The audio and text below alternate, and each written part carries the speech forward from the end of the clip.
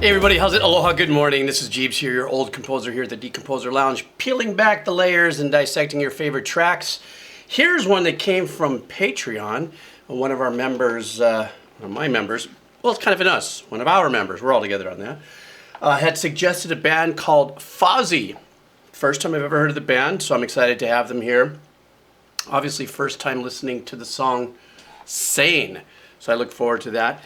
Trivium went over really well. That was really exciting for me. I really dig, getting into new bands. And I think tomorrow and the next day are, and even Saturday, are all new bands. And then I'm going to cycle back to some other ones next week. So anyhow, I want to thank you guys for your support. You want to buy me a cup of coffee, you know where the link is down below. Link for the headsets, AKG 240s. You want to check them out, link is down below. Link for the Patreon. If you don't want to buy me the coffee because you think it's, don't want to just buy you coffee, but you want to get a little something for your money, check out the Patreon. You can come in just for 1 month and dig out if you'd like and get a little something for your money. And then finally, the Spotify for Fozzy. So let's do this. Ooh, hot, hot, hot. This is the song called Sane by the band Fozzy. All right.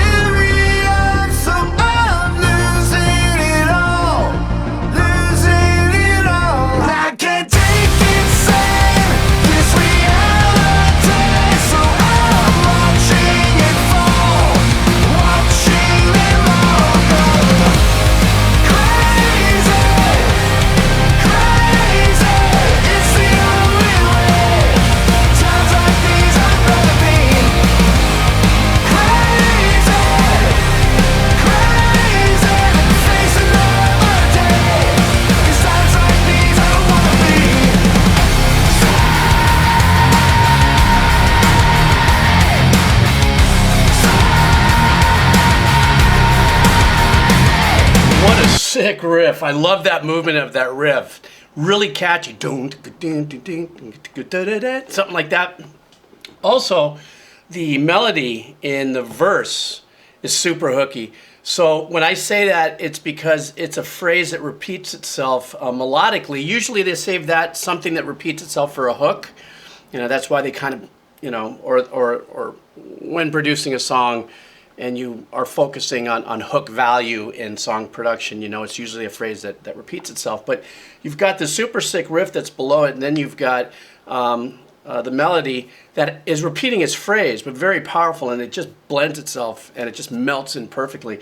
Now, obviously, I don't know how many people are in this band, but there's obviously a very electronic hybrid part to the production, as we heard in many different sequences, and even in this last section where there was the hook, way in the back in the deep, I could swear I hear like a pad going, like a sizzly pad that's happening in the back behind the guitar playing. So I can hear that way back there. At least that's what it feels like for me. And then also the breakdowns, obviously the percussive elements that are technical, or I don't know.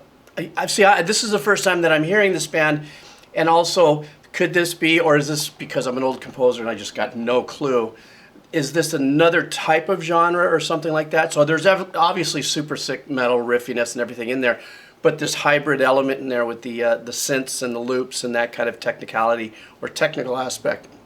I don't know if it's something that's existing, or maybe I should have looked them up before to see what genre they fit, but I love this so far.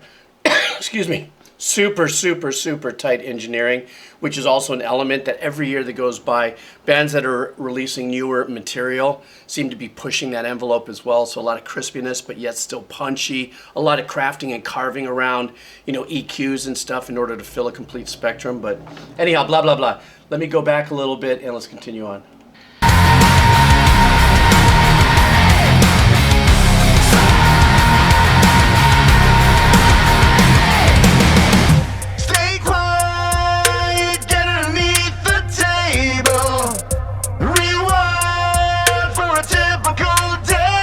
Checking out of the suicidal crowd. You're watching all go down, laughing in the flames. 'Cause it's too far gone, this delirium. So I'm losing it all, losing it all. I can't take it, sane, this reality. So I'm watching it fall, watching.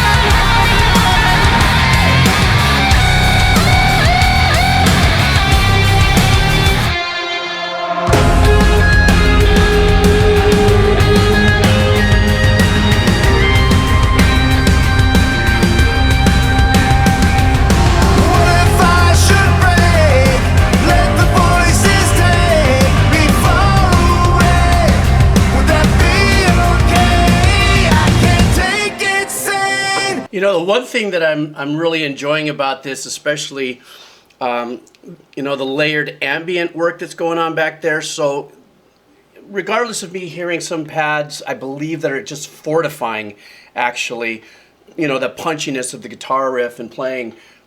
This last passage we just heard, this is the last like 15, 20 seconds. There was a lot going on that really added to an ethereal ambient kind of vibe to it, you know, regardless of it still pounding out the metal. And the melody's still kind of sizzling right through it all, but it was kind of, it's really unique to hear that kind of ambient work. And then there was that little breakdown that was really, I guess it's called traps, yeah. That's that when you program that style of drums or something like that. I didn't know. I guess there was something called drum and bass or traps, and I just always would say TR-808 or something.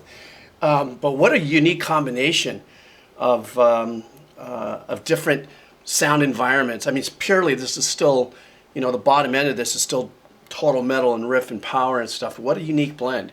I'm really intrigued by this. This is really super cool. I'll go back a little bit more. Oh, and by the way, that solo section was more, it felt more like, yes, it was lead work, but it felt more like it was part of the arrangement instead of it, you know, center and front and in your face. So yes, they wanted to let you know this is our solo section and stuff like that.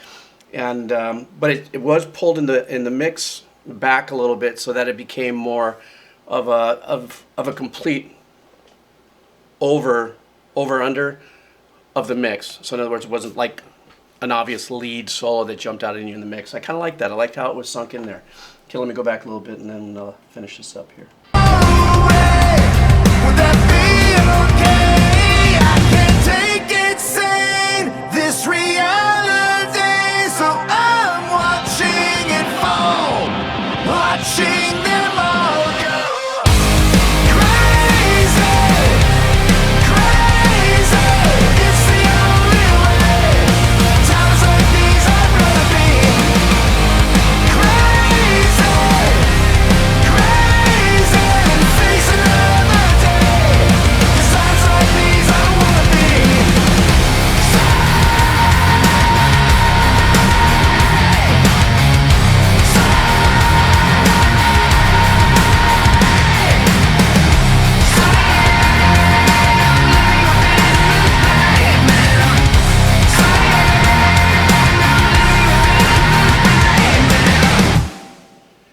Man, that was crazy. You know, the riff to me, that we just heard this last 15, 20 seconds, is really super powerful. I would have loved to have heard like another minute of that. And if they're gonna, and that they took so much incredible attention to detail in the engineering.